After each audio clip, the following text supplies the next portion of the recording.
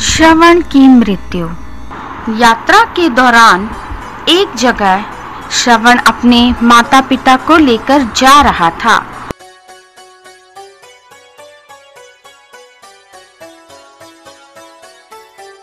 बहुत गर्मी का दिन था।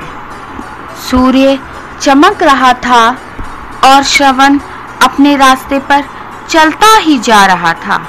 दोपहर में श्रवण के माता पिता को प्यास लगी। श्रवण ने वहंगी को एक छायादार पेड़ के नीचे रख दिया। उसने उस जगह से सूखे पत्ते, घास फूस, कांटे और मिट्टी आदि हटाकर साफ किया और अपने माता पिता को वहां बिठा दिया। घने जंगल के बीचों बीच श्रवण एक लोटा लेकर पानी की तलाश में निकल पड़ा।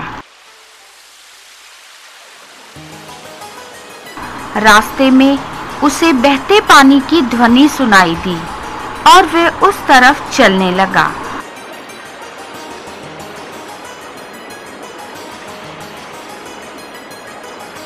कुछ दूरी पर उसे एक सुंदर नदी दिखाई दी। वह तेजी से नदी के पास गया क्योंकि उसे स्वयं भी बहुत प्यास लगी थी। पानी साफ सुथरा और ठंडा था। जैसे ही वह पानी पीने लगा, उसे अपने प्यासे माता पिता का ध्यान आया जो कि उसकी इंतजार कर रहे थे।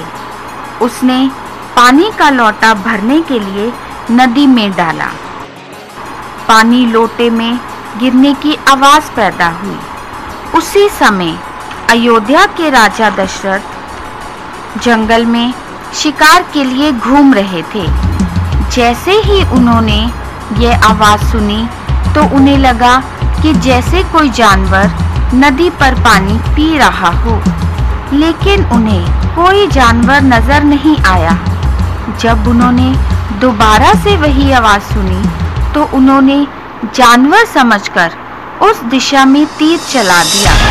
तीर कमान से निकल गया और अनदेखे लक्ष्य पर जा टकराया।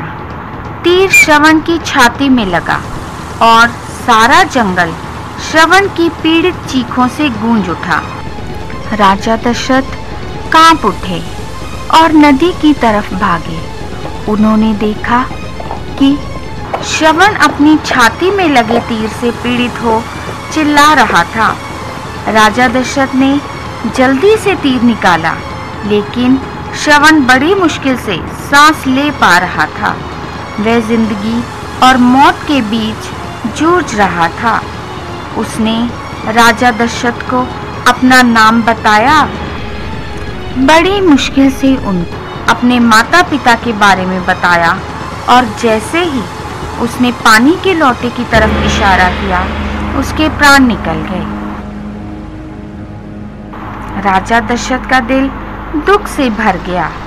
उनको अपनी गलती का एहसास हुआ, लेकिन अब कुछ भी नहीं किया जा सकता था।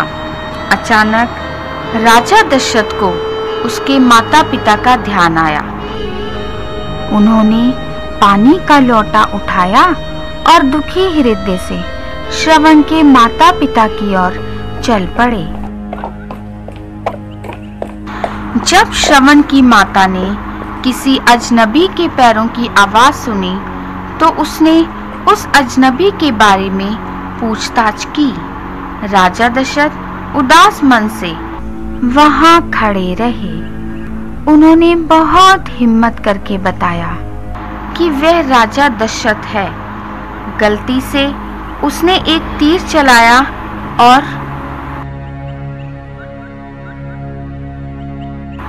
श्रवण के पिता ने उत्तेजित होते हुए पूछा, और के बाद क्या? राजा दशरथ ने दोबारा बताया कि गलती से वह तीर श्रवण को लग गया और उसकी मृत्यु हो गई। राजा दशरथ ने आगे कहा कि वह उसको श्रवण के बराबर समझे और वह उनके बेटे की तरह सेवा करेगा।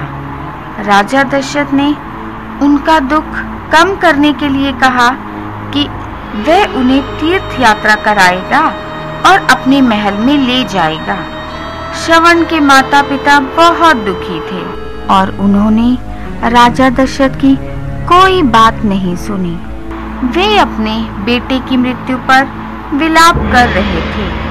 वे अपने बेटे की मृत्यु का सदमा बर्दाश्त नहीं कर और स्वर्ग सिधार गए। लेकिन मरते समय श्रवण के पिता ने राजा दशरथ को श्राप दिया कि वह भी एक दिन अपने पुत्र के वियोग में तड़प कर मरेगा। राजा दशरथ एकदम से कांप उठे और लौटा उसके हाथ से छूटकर गिर पड़ा। वहां आसपास लोटे के टुकड़े और पानी फैला हुआ था। सूर्य अस्त हो चुका था और चारों तरफ शांति थी। कुछ सूखे पत्ते इधर उधर बिखरे पड़े थे।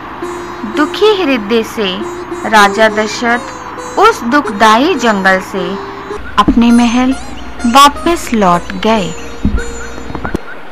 समय बीत गया, लेकिन आज भी माता पिता श्रवण जैसे पुत्र की प्राप्ति की इच्छा रखते हैं, जिसने अपने माता पिता की सेवा और इच्छा पूर्ति के लिए अपने प्राण त्याग दिए।